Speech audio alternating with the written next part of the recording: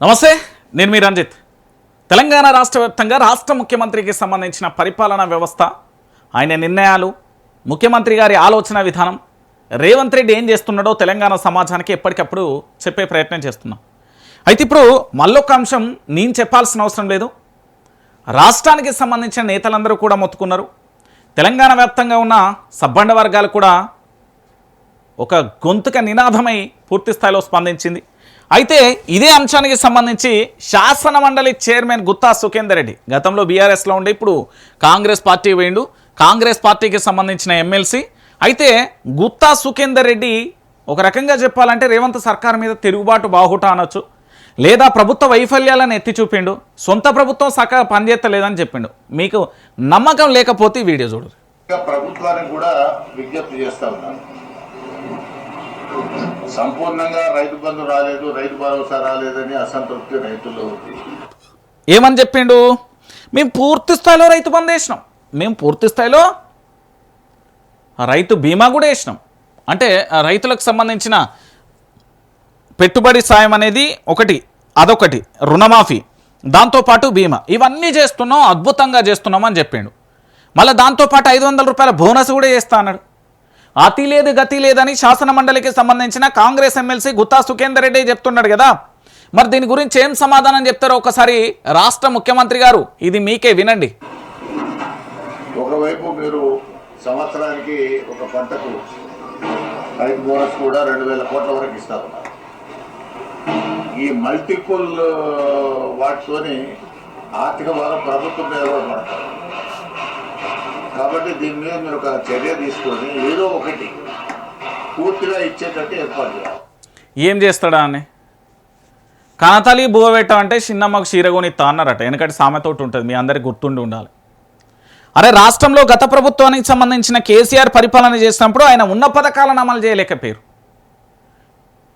ఇప్పుడు పెట్టుబడి సాయం కేసీఆర్ చేయలే, ఒక్కటే విడతల ధూమ్ ధామ్ తడాక అయిపోయింది.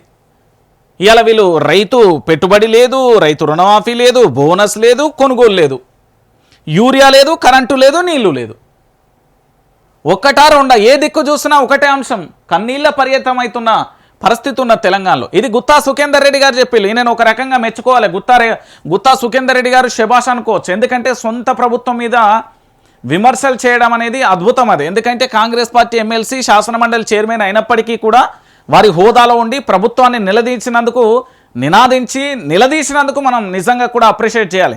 ఇదే అంశాన్ని తెలంగాణ రాష్ట్ర వ్యాప్తంగా ఉన్న యువత, తెలంగాణ రాష్ట్ర వ్యాప్తంగా ఉన్న రైతులు తమ వాట్సాప్ స్టేటస్లు పెట్టినా, గ్రూపులలో పెట్టినా, ట్విట్టర్లలో పెట్టినా, ఫేస్బుక్లలో పెట్టినా, ఇన్స్టాగ్రామ్లో పెట్టినా, యూట్యూబ్లో పెట్టినా, ఏం చేసినా కూడా కేసులు అవుతాయి.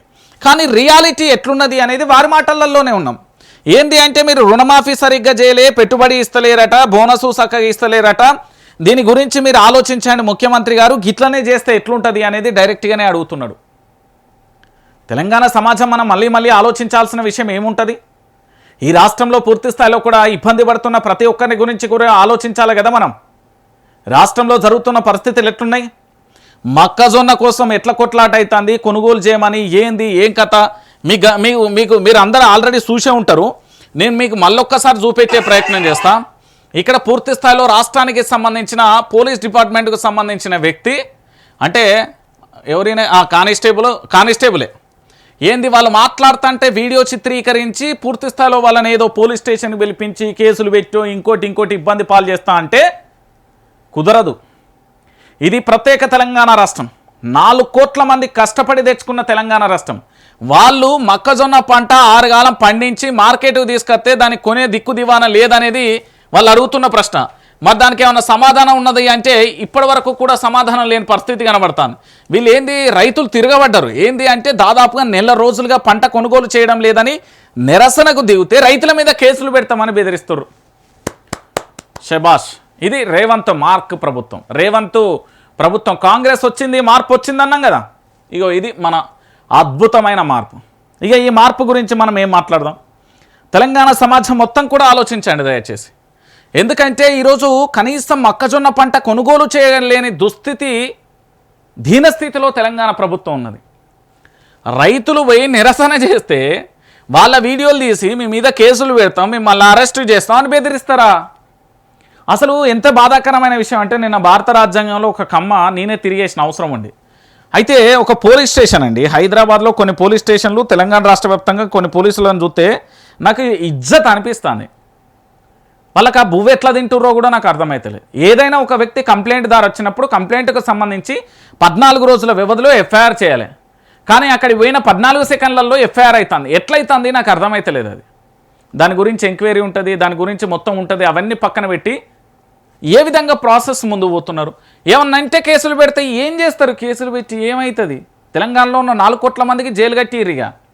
మీ అందరం బయటకు వచ్చిన తర్వాత పోవాల్సిన వ్యక్తికి సిద్ధం చేసుకోరు మీరు.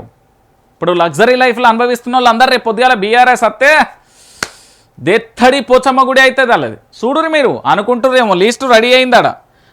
తెలంగాణలో గిట్ల పరిస్థితి ఉన్నది.